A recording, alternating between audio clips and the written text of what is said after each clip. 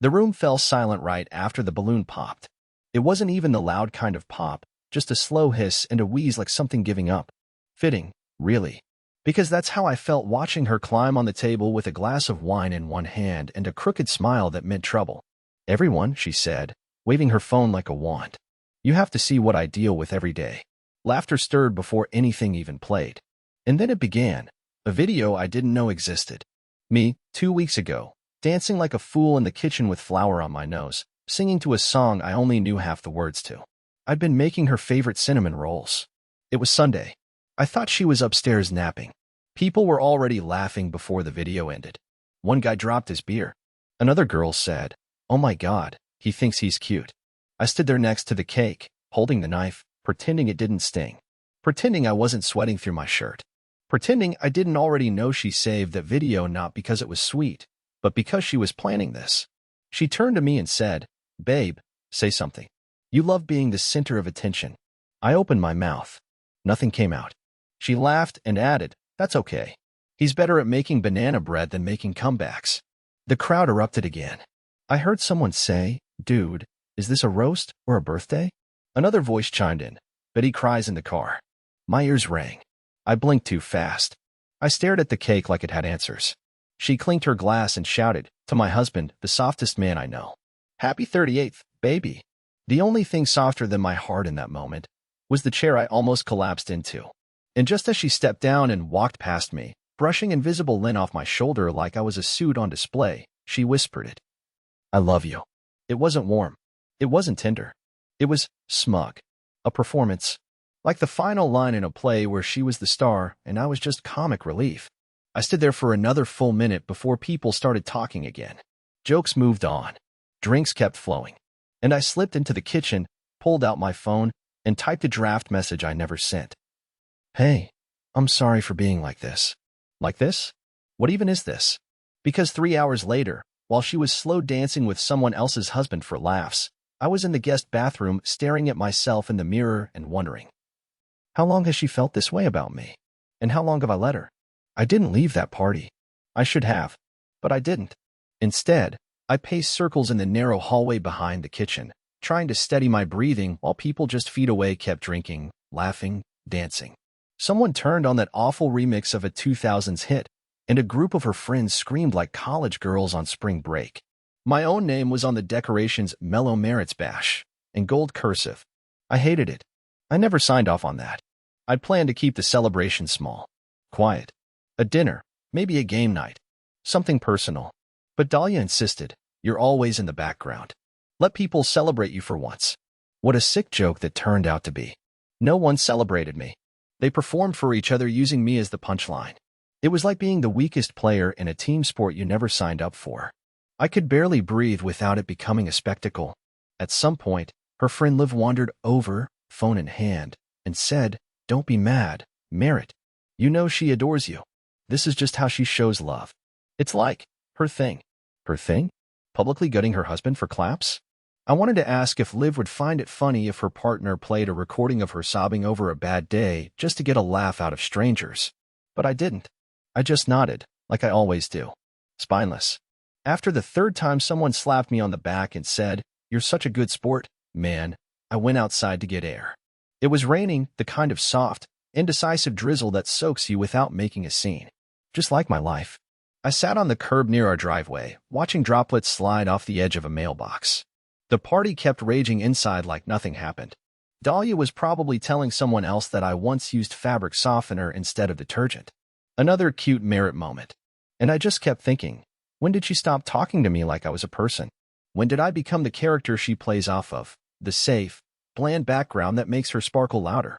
You know what really broke me? Around midnight, she came out to find me. Still holding her wine, heels in one hand, barefoot like she was 17 and free of consequence. She plopped beside me on the curb and leaned into my shoulder like everything was fine. "You looked like you were going to cry," she said softly, almost teasing.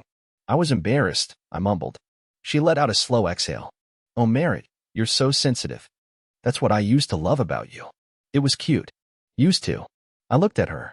"You think that was cute? What you did in there?" She didn't even hesitate. "Babe, that was funny. Come on, they loved it. You're acting like I ruined your life." She blinked, then added, God, you always take things so seriously. That's your problem. I turned away before she could see the anger rising behind my eyelids. Or maybe the shame. I'm not sure anymore which is which. She reached over and brushed my wet hair out of my face. You know I love you, she said, like that fixed everything. Like saying I love you after lighting someone on fire means they'll stop screaming. Then she stood up, walked inside, and left me there, soaking, shaking, and stupidly wondering if maybe I was overreacting. But when I finally came inside again, something happened that changed everything. Dahlia wasn't in the living room. The music had died down. People were drunk, some already gone. I started picking up plastic cups just to stay busy. Then I heard two voices from the kitchen, her and someone else. I know I shouldn't have listened. I know. But I did. It was her voice, slurred but clear, saying, It's like, I need him to be small. You know? If he ever grew a backbone, I wouldn't know what to do. Then laughter. A man's voice. Low, confident. Not one I recognized. That's why you keep him soft. And her reply, whispered but razor-sharp. Exactly. Because if he ever realized what I've done. I couldn't hear the rest. Something inside me just snapped. What had she done? What didn't I know? I walked out the back door again. Into the rain. Into the dark. I didn't even grab a jacket. I just kept walking. Around the block. Past the bakery that was closed for the night. Past the gas station where I once bought her cough syrup at 2 a.m. because she couldn't sleep. Past the life I thought we had. That night didn't break me because she embarrassed me. It broke me because I realized she'd been slowly hollowing me out, and I'd helped her do it. And now I can't stop wondering. What exactly has she done? I didn't sleep that night. The sheets were cold and stiff against my skin, and the ceiling above me might as well have been a mirror because every time I blinked, I saw myself, standing there like a fool beside that cake, people laughing, her voice echoing, That's what I love most about you. You try. It wasn't just the humiliation anymore. Something about what I overheard had wedged itself inside me, like a sliver under the skin, small but impossible to ignore. If he ever realized what I've done. That phrase kept rewinding in my mind, looping louder with every hour that passed. I kept thinking about what it could mean. I kept reaching for innocent answers. And every time, my brain handed me a darker one. At 4:10 a.m., I got out of bed, careful not to wake her. She'd come home at 1:20 after I'd already slipped into the guest room. She didn't knock, didn't text, just slid into the main bedroom like nothing had happened, like we hadn't cracked wide open hours before. I crept into the living room and sat on the edge of the couch, staring at her purse on the armrest. My hands trembled, not because I was cold, but because I was about to do something I swore I'd never do. I opened it. I wasn't looking for anything in particular. I didn't even know what I hoped to find or not find. But her phone wasn't there. Her wallet was. A lipstick I didn't recognize. A receipt from a bar 2 neighborhoods over, timestamped mid-party. The bar wasn't on the route home. It wasn't even close. My stomach twisted. I took out my phone, opened the browser, and searched the bar. There it was, sleek, dim-lit, full of velvet couches and overpriced cocktails. I'd never been. She'd never mentioned it. So why was she there during my party? I couldn't breathe. I stood up too fast and felt my knees buckle slightly. The room swam. I steadied myself against the kitchen counter, gripping it until my knuckles turned pale. I wanted to scream. I wanted to grab her and shake the truth out of her. But instead, I just poured a glass of water and watched the ripples. Later that morning, after pretending to be asleep when she got up, I watched her get ready. Her reflection in the mirror looked polished, too polished for a Sunday. I asked her where she was going. She blinked, caught off guard. Brunch with Liv. That was a lie. Liv had posted a story 15 minutes earlier. She was at the farmer's market with her mom. I knew because I checked. I never used to check. But now I did. Now I had to. I said nothing. I just nodded. She tilted her head. What? Nothing, I said, voice paper thin. She gave me a strange smile, almost like she was amused, and leaned in to kiss me on the forehead again, just like at the party. Try to enjoy your day, she said. Take care of yourself. And then she was gone. That was when I started putting things together. I opened our laptop. We shared one for years and checked the browser history. Most of it was normal. But buried between shopping links and articles about skincare, I found 2 private browsing entries that made my heart crawl up into my throat. How to recover deleted texts. How to unlock Face ID on iPhone without passcode. My hand shook as I clicked away from the page. I knew I hadn't searched those. And I knew she wasn't trying to recover my deleted texts. So who was she trying to retrieve? The rest of the day was a fog. I didn't eat. I didn't move much. Just sat, watched the clock, listened for the door. She came back after 3 hours, holding a paper bag from a bakery and a bottle of kombucha. Tossed it onto the kitchen island like it made everything okay. "I got your favorite," she said. I didn't respond. She gave me that same look, that twisted cocktail of pity and annoyance. The one that says, "I'm not sorry, but I'll act like I care for a minute." "Merritt, what is going on with you?" she asked, setting her bag down. "You've been moping for days." I stared at her, right into her eyes. I wanted to ask it. I almost did. I wanted to say, "What have you done?" But something stopped me. Fear. Maybe shame. Instead, I whispered, "Do you still love me?" She blinked. "Of course I do." I didn't believe her. She added, "You're just going through something. I get it. But don't make me the villain every time you get in your head." Every time I get in my head? No, this wasn't in my head. I heard her say it. And now, I was going to find out what she meant, no matter what it cost me. So that night, while she slept, I quietly took her phone from the nightstand, sat on the floor of the guest bathroom, and opened it using her thumb while she slept. And that was the moment the truth started unraveling, slowly, methodically, and cruelly. But nothing, and I mean nothing, could have prepared me for what I was about to discover. Her thumb was warm against the side of the phone, even as she slept. I held my breath, trying not to shake. The Face ID clicked open with a soft click that felt louder than thunder. I froze, listening for movement from the bedroom. Nothing. She was still asleep, her back turned to me, completely unaware I was 5 feet away, about to dive into the place where secrets go to die. I didn't go for the messages first. That felt too obvious. Instead, I opened the Notes app. I don't know why. Maybe because it felt safer, less invasive. But within seconds, my skin turned cold. There were drafts of text messages, full paragraphs written and saved like she was rehearsing them. Some were innocent, reminders and grocery lists. But others, they weren't for me. He still doesn't suspect anything. It's honestly pathetic at this point. If he ever finds out, I'll play the mental health card. He'll buy it. He always does. I just want to feel alive again. And with you, I do. With him, I feel like I'm decaying. I stared at the words, reading them over and over until they blurred. She hadn't just been venting. These were preloaded responses. Tactics. A script. I wasn't a person in her life. I was an obstacle she was trying to navigate quietly. I swallowed hard and moved to the messages. There were no texts from anyone named Jay. No flirtatious threats. No obvious trail. But then I remembered something. A few weeks back, she told me she was getting a new phone number just for professional stuff. She claimed she was sick of spam calls and needed a clean line for freelance clients. I didn't think anything of it at the time. She was always switching things, changing passwords, reorganizing her apps. But now I realized I had never seen that second number. Never heard it ring. Never saw her texting from it. I checked the contacts.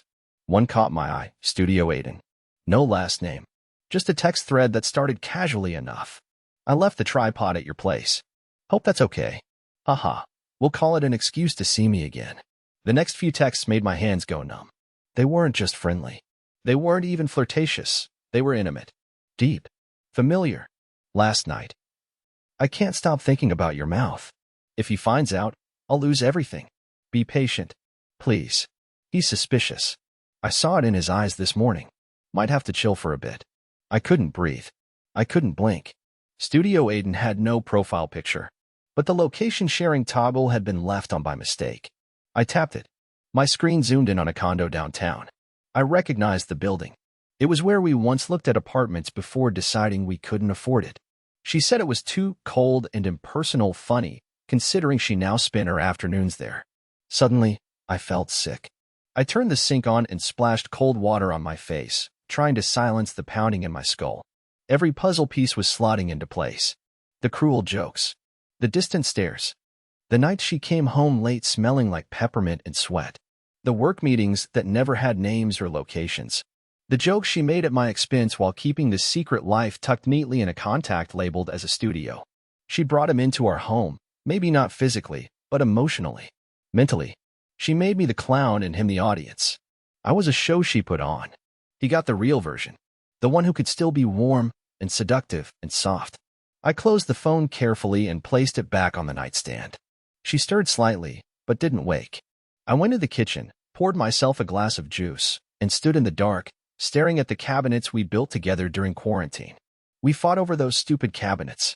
She wanted teal. I wanted walnut. She got her way. She always did.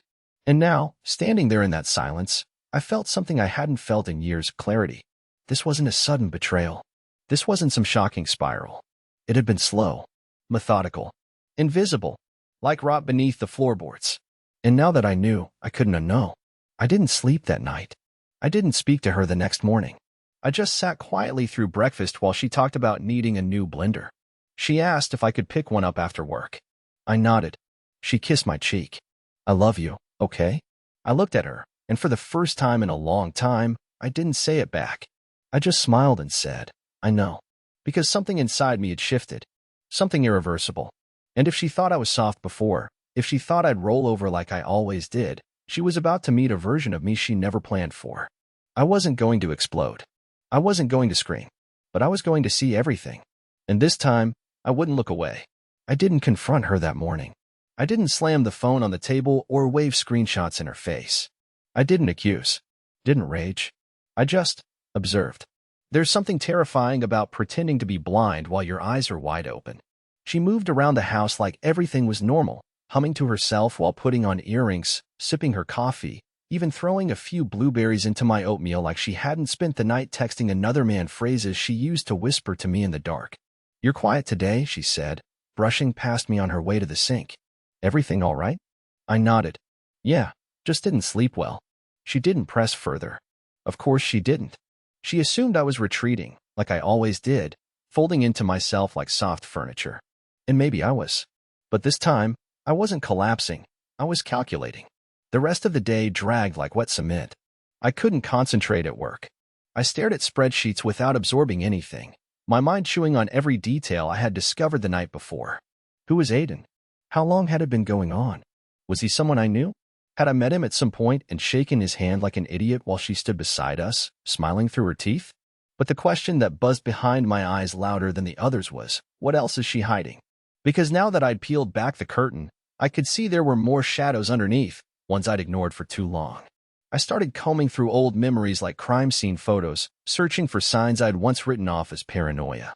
That trip she took to Denver for networking, even though she came back without a single business card. The Saturday, she said she was going to her friend's baby shower, but never brought home a gift or mentioned a single name. The random outfits that disappeared from her closet, ones I'd complimented months earlier. It all felt staged now, stitched together to buy time and build distance. When I got home, she was already in the kitchen, halfway through making pasta. She wore that light pink dress I hadn't seen in a while, the one with the low back and thin straps that she claimed was too dressy for everyday stuff. But tonight, she wore it while chopping tomatoes like it was laundry day. I stepped into the kitchen and asked, "Big plans tonight?" She blinked, caught off guard. "What? You're dressed up," I said. "Did I forget something?" She laughed, that airy, dismissive laugh that always comes just before a deflection. "No, I just wanted to feel cute." "God, is that a crime now?" I smiled. "Nope. Just surprised, is all." And then she did something that made my skin crawl. She walked over, wrapped her arms around me, pressed her lips to my neck, and whispered, "I've missed this." "Missed what?" "Pretending? Playing house while she rehearsed her exit?" I let her touch me. Let her pull me close. I even touched her back, just like old times. But inside, I felt nothing but hollowness and a burning question. How long will she keep lying to my face? After dinner, she went to shower. That's when I made my move. I had remembered the condo address Aiden was at, the one I tracked through location sharing the night before. I opened my laptop, looked up the building, found a floor plan, and matched it with the coordinates. Unit 511. My heart thumped louder with every click. I wasn't sure what I was looking for. Maybe a name. Maybe a lease record. I even found a property listing from 2 years ago showing the interior, modern furniture, abstract art, gray leather couch. The same couch she was sitting on in one of the cropped selfies she posted to her story months ago, claiming she was at a design client's house. I nearly threw the laptop across the room. She was never at a client's. She was there. With him. When she came back from her shower, I was calm. Too calm, probably. She walked into the room in a towel, humming, towel drying her hair. I stared at her like I was watching someone else, someone I used to know. Someone I thought loved me. Hey, she said, can we watch that documentary you mentioned? I nodded, muted the TV, and said, sure. I'll cue it up. She looked relieved. Like whatever tension she felt was slowly dissolving. Like she believed the crisis, whatever she thought it might have been, was passing. But what she didn't realize was that I'd already made a decision. I wasn't going to scream. I wasn't going to beg. I wasn't going to fight for a woman who rehearsed breakup excuses in her notes app and kissed me only when she felt like it was necessary for the performance. No, I was going to get the truth, with or without her cooperation. That night, after she fell asleep, I pulled up a free reverse lookup tool and ran the number listed under Studio Aiden. It took a few minutes, but eventually, a name appeared. Aiden Godfrey. Age, 42. Photographer. Lives at 8816 Benton Avenue, the same building I'd traced. Owns a private creative studio in the city. But the detail that made my stomach turn was this. Married. Aiden had a wife. And kids. And still, he was sending messages to my wife that made my ears burn. So now there were 2 betrayals. 2 homes infected by secrets. 2 people being played like blindfolded pawns. And just like that, the plan started to form. I wasn't going to break down. I was going to break through. The next morning, I drove to Aiden's studio. I didn't tell her where I was going. She thought I was at work. I even packed a lunch like usual and kissed her cheek on the way out, mirroring the same empty performance she'd been giving me for who knows how long. She smiled at me with those same well-practiced eyes, thinking I still hadn't figured it out. And maybe that was the worst part, that she believed I was so emotionally dim, so spineless, I'd never pieced together what she had so carefully concealed. The studio was tucked between a boutique florist and an overpriced yoga loft. It was sleek. Too sleek. Glass windows, clean signage. The door was locked, but the open sign glowed a faint blue.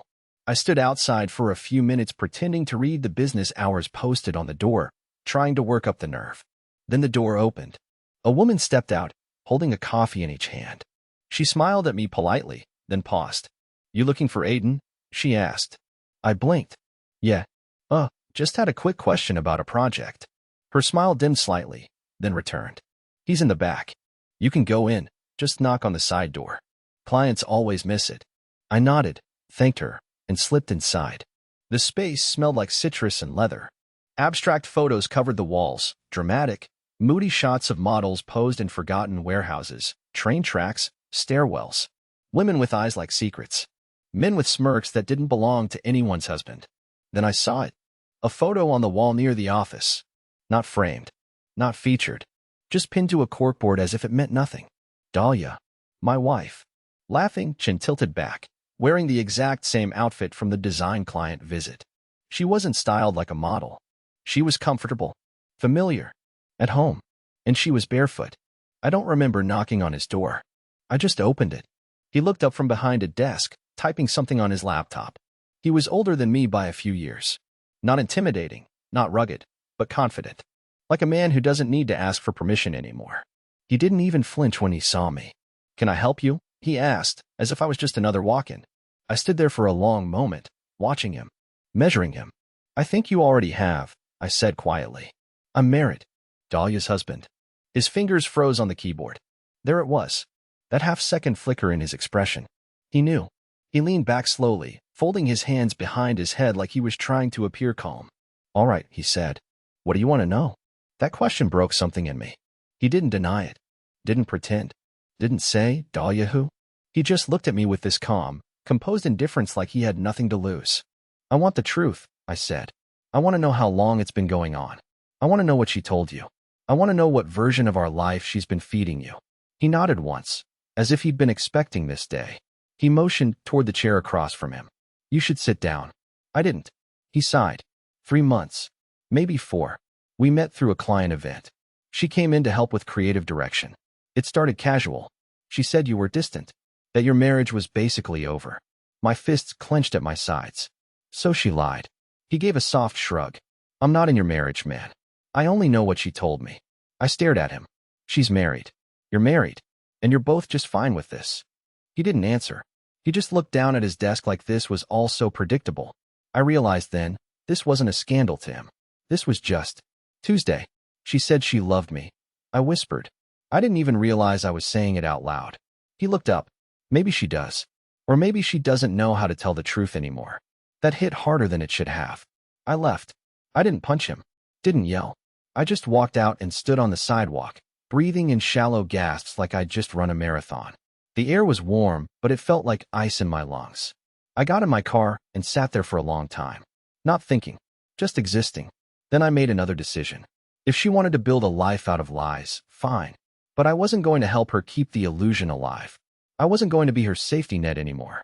I wasn't going to be her backdrop. I wasn't going to play the part of the dull, predictable husband while she explored her fantasy life in secret. When I got home, she was in the living room scrolling through her phone, legs curled under a blanket like nothing had happened. "Hey," she said. "You're back early." I nodded and walked to the bedroom. I opened the closet and pulled out the old duffel bag we used for weekend trips. Slowly, methodically, I started packing. It took her 5 minutes to realize what I was doing. She appeared in the doorway with a half smile. "Wait, what's going on?" I zipped the bag. "You tell me." Her expression dropped. "Merritt, what are you doing?" I looked at her. Really looked. She didn't seem scared. She seemed caught, cornered, like a liar in the final moments of a card trick gone wrong. "I went to his studio," I said quietly. "He told me everything." For the first time in weeks, she didn't have a response ready. No excuse. No soft manipulative line. Just stunned silence. 3 months, I continued. 4 maybe. Barefoot on his couch. Same couch you lied about. She finally found her voice. "I never meant for it to get this far." I let out a bitter laugh. "Yeah? You told him our marriage was over. And you told me you loved me." She stepped forward. "Merritt, please. Let's talk." I should have screamed. Should have thrown the bag. Should have said something dramatic. But instead, I just looked her in the eye and said, "You already talked. You just weren't talking to me." Then I walked out.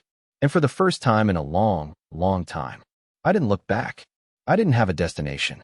I just drove. First through the neighborhoods I knew like muscle memory, past the dog park where we used to walk on Sundays, then past the library where she once made me wait 45 minutes because she lost track of time, which I now realize probably meant she was with him. Then onto the freeway. I watched the city shrink in the rearview mirror while the bag on my passenger seat reminded me I didn't even pack a toothbrush. I ended up at a motel on the edge of town. One of those places with dusty ice machines, vending machines that only take quarters, and a flickering neon sign that says vacancy even when they're full. I paid in cash. The clerk didn't ask questions. The room smelled like cheap air freshener and hidden mold. The curtains didn't close all the way. The bedspread had a pattern that belonged to a different decade. But it was quiet, and I could finally breathe. I sat on the edge of the bed for what felt like an hour, holding my phone, staring at the screen. She hadn't called. No text. No missed call. No dramatic apology or desperate voicemail. Not even a "where are you?" Just silence. Clean, intentional silence. And that silence screamed louder than anything she could have said. She knew I left. She just wasn't going to chase me. I don't know what stung worse, the betrayal or her absolute comfort with my absence. I thought back to everything. Not just the affair. Not just Aiden. But the years leading up to it. The erosion I ignored. How many nights did she turn away from me in bed, claiming she was tired, only to spend the next hour scrolling through her phone with a small smile on her lips? How many jokes did she tell at my expense in front of friends, brushing them off as harmless, while I laughed along just to seem like I could take it? How many times did I convince myself that being soft made me valuable?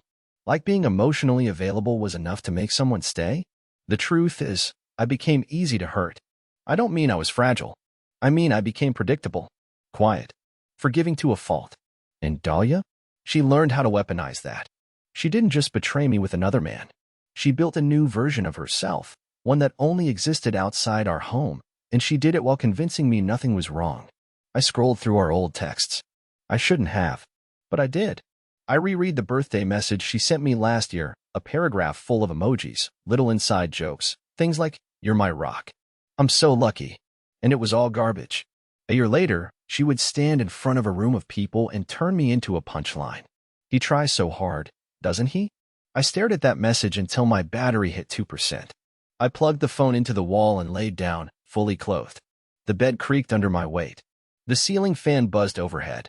And I just stared upward, blinking against the shadows, wondering how long I had left before I completely collapsed. The next morning, I did what I should have done long ago. I called her mother.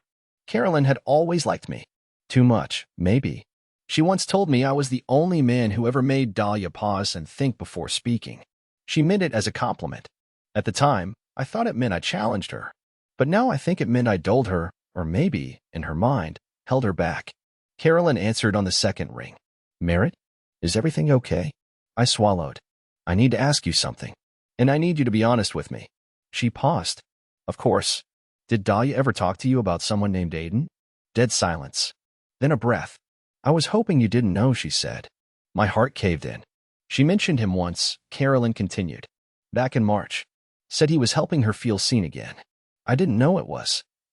I didn't know it went this far. I squeezed the phone. So you knew something was happening. She asked me not to say anything. She told me it was nothing serious. Just a phase. She said you were distant. That she felt invisible. I was never distant, I said quietly. I was loyal. I was home. I know, Merritt. I know. I ended the call before she could say more. Then I made one more call to my brother, Gideon. He picked up mid-snack, chewing something loud. Yo, haven't heard from you since the party. That was wild, huh? She really roasted you. Brutal. Yeah, I said. Brutal. There was a pause. Everything okay? No, I said. Not really. I left. Packed a bag. Motel right now. I think she's been cheating. Actually, I know she has. Another pause. This one longer. What do you need? That question made my throat close up. I didn't know how to answer. No one ever asks me that. I'm usually the one who says, it's okay. I'll handle it. But this time, I just said, I need to not be alone. Then come stay with me, Gideon said without hesitation. We'll figure it out. I didn't cry. But I felt something soften in my chest, like a knot loosening after being tied for years. Later that day, I packed my things and left the motel. Still no messages from her. Still no missed calls. Just radio silence. And I realized something else. She wasn't panicking because she had already made peace with losing me. This wasn't a crisis for her. It was a conclusion. And yet, what she didn't know, what she couldn't know, was that I had gathered everything. The photos, the texts, the timeline. Even a quiet phone call I'd recorded during my visit to Aiden's studio. I didn't plan to destroy her. But I also wasn't going to protect her anymore. I wasn't going to be the soft place she landed while calling me boring behind my back. She wanted freedom? I'd give her the gift of consequences. A week passed.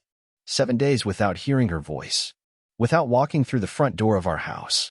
Without that weird sense of guilt I used to carry just for existing too softly. I stayed with Gideon. His guest room was cluttered with old hiking gear and his rescue kit hissed at me every morning, but I slept better there than I had in my own bed for over a year. Somewhere between the second and third night, something strange began to happen. I stopped checking my phone. I stopped rehearsing confrontations in my head. I stopped wondering what she was doing or who she was doing it with. Instead, I started remembering who I was before all of this, before the quiet digs, the public embarrassment, the whispered, I love you, that were more habit than truth. And what I found wasn't rage. It wasn't bitterness. It was something else. Relief. I had been grieving the loss of a version of her that hadn't existed in years. A version of us that died quietly while I was too busy trying to be understanding, forgiving, easy to love. I had contorted myself into someone small just to keep a marriage that had already slipped away. But the man I was becoming, the one who said no, who walked out, who didn't collapse, that man was still mine. And I was starting to like him. That Friday, I finally got the text. Dahlia, can we talk? I stared at it for a while. Not because I didn't know what to say, but because, for the first time in forever, I felt no obligation to respond. No need to protect her feelings at the cost of my own. No curiosity. Just a calm understanding that the conversation she wanted, the one where she would explain and I would listen, it wasn't going to happen on her terms. I replied simply.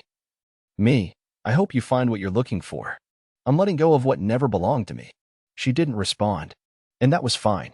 Instead, I took a deep breath, pulled out my notebook, and made a list. Not a list of her wrongs, not a list of what I lost, but a list of what I still had. My self-respect. My ability to start over. A brother who shows up without being asked. A quiet morning without second-guessing myself. A future no longer defined by someone else's dishonesty. And somewhere at the bottom, I added one more line, messier than the others, almost shaky. Hope. The next few weeks were messy in the way healing always is. I cried more than I expected to. I went on long drives. I ate waffles at diners past midnight. I talked to Gideon about nothing and everything. I even called my mom and told her the truth, and for once, I didn't downplay any of it. And then, one afternoon, while browsing the local bookstore, a woman beside me laughed at something on the back of a book jacket. She had one of those genuine, no-filter laughs, the kind that fills a room. I looked up, and she caught me staring. I turned red. She smiled. We started talking. It was nothing serious. We chatted about favorite authors, badly written endings, whether coffee belonged in bookstores. It does. We laughed. I forgot for a moment why I'd come there in the first place. Before leaving, she said, "I'm glad you spoke first." I hadn't realized I had. We exchanged numbers. I didn't tell her everything. I didn't need to. But as I walked to my car, I realized something else. I wasn't searching anymore. Not for closure. Not for revenge. Not even for love. I was just living again. And that, I think, is what healing really is. Not forgetting. Just choosing over and over not to carry what hurt you. So yes, she humiliated me. She whispered, "I love you," while plotting an exit. She made me question everything I gave. But in doing so, she gave me something I never expected. The chance to reclaim myself. And this time, I won't let anyone turn me into a punchline again. This time, I'll be the one writing the ending. And it won't be sad. It'll be mine.